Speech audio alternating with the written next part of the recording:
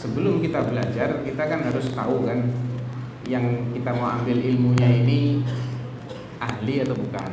Ini kaidah berlaku untuk semua ilmu kok. Semua ilmu, apalagi ilmu syar'i, apalagi ilmu halal haram, ilmu akidah, ilmu mana bid'ah, mana sunnah, mana hak, mana batil. Pelajari dulu dari mana dia belajarnya, siapa guru-gurunya, berapa lama dia sudah belajar, ya. Bagaimana dia dulu, bagaimana dia kemudian.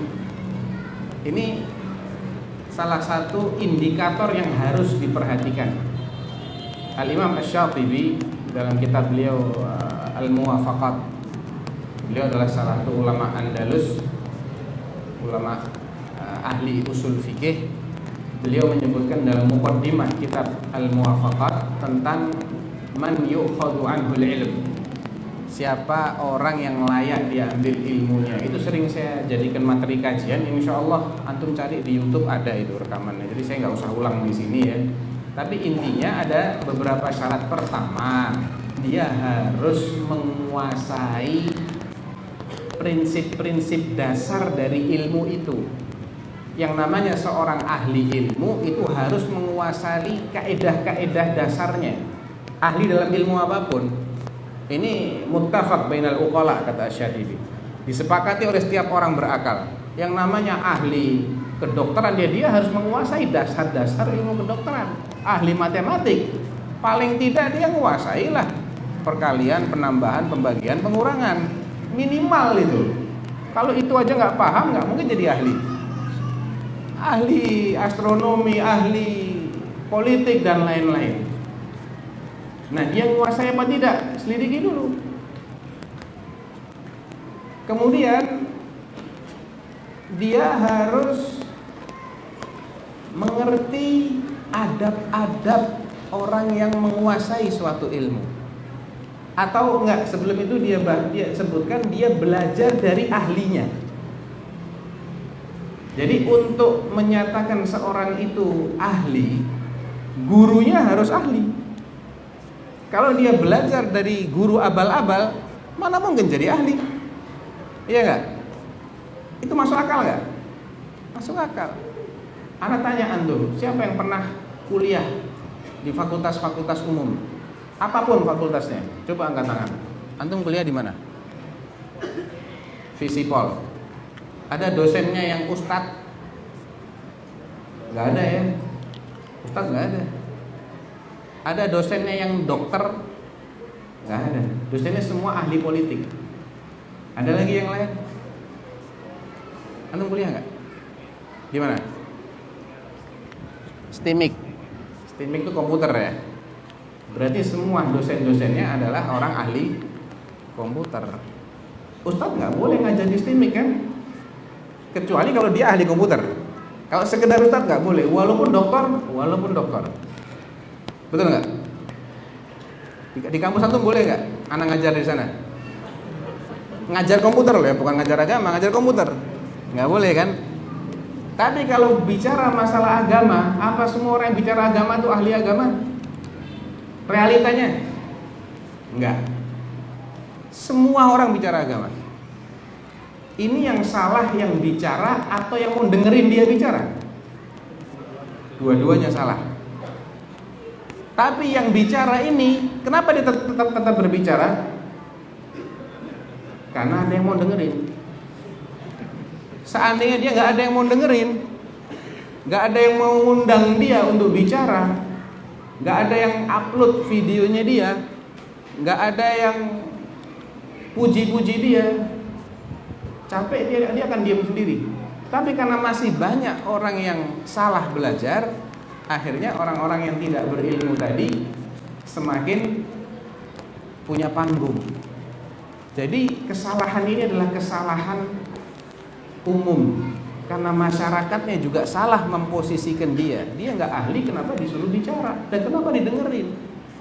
Ketika orang itu mau dia nyatakan ahli dalam ilmu apapun, boleh nggak dokter itu ngaku-ngaku sebagai dokter, dia tidak punya ijazah, dia nggak punya izin praktek, boleh nggak? Anak tanya sama antum. Kalau dia nekat, apa yang terjadi? Dilaporin, ditangkap. Cuman ini nggak terjadi dalam ilmu agama, itu masalahnya. Ya, dia belajar dari mana? Buktinya dia itu lulus belajar ilmu ini dengan baik, kita nggak pernah tahu. Nilainya lulusnya berapa juga nggak pernah tanya, takut ntar ditahdir. Ini yang menjadikan akhirnya semua orang yang sebetulnya belum berilmu diperlakukan sebagai ulama. Akhirnya fatwanya ngawur. Baina yaday sa'ah sununun khadda'at yukadzabu fiha as-sadiq wa yusaddaqu fiha al-kadhib wa yu'tamanu fiha al-kha'in wa yukhawwanu fiha al-amin wa yantiqu fiha ar-ruwaybidah. Kata Rasulullah SAW, menjelang hari kiamat itu banyak tahun-tahun penipu, tahun-tahun yang penuh dengan pengelabuan, penipuan, manipulasi. Orang yang pembohong dipercaya, orang yang jujur dianggap pendusta, orang yang pengkhianat diberi amanat, orang yang amanah dianggap pengkhianat. Dan pada bermunculan itu Ruwaybidah yang pandai bicara. Sahabat baru pertama kali dengar istilah Ruwaybidah. Apa itu Ruwaybidah ya Rasulullah? Qala ar-rajulut tafih, orang yang konyol, tidak punya kapasitas, tidak punya otoritas. Dia bicara terkait masalah-masalah yang menyangkut banyak orang, masalah-masalah yang efeknya ini dampaknya mengenai banyak orang, tapi yang bahas orang-orang yang remeh. Itulah yang dimaksud dengan ar-Ruwaybidah. Jadi kalau kita ingin belajar, antum selidiki dulu. Sebagaimana antum mau belajar ilmu-ilmu yang lain, kan antum selidiki dulu toh. Ini siapa yang menganggap dia sebagai orang ahli itu siapa? Yang namanya dokter tuh harus diakui dia sebagai dokter oleh Ikatan Dokter Indonesia. Ya. Kalau nggak diakui ya nggak bisa praktek. Abal-abal dia. Dia bisa membuktikan minimal ini loh, saya sudah belajar di Fakultas Kedokteran di kampus ini dan saya lulus, ini syahadat saya, ijazah saya ini. Ya paling tidak kita tahu biografi dia. Dia belajar kepada siapa? Karena orang ini akan mewarisi karakter guru-gurunya. Guru-gurunya orang-orang yang benar, orang-orang yang baik. Ya insya Allah kalau dia belajarnya tuntas dari mereka, dia akan mewarisi ilmunya. Tapi kalau belajarnya cuma sehari 2 hari, bagaimana kira-kira hasilnya? Dia belajar sama Syekh Fulan, tapi cuma sekali 2 kali datang.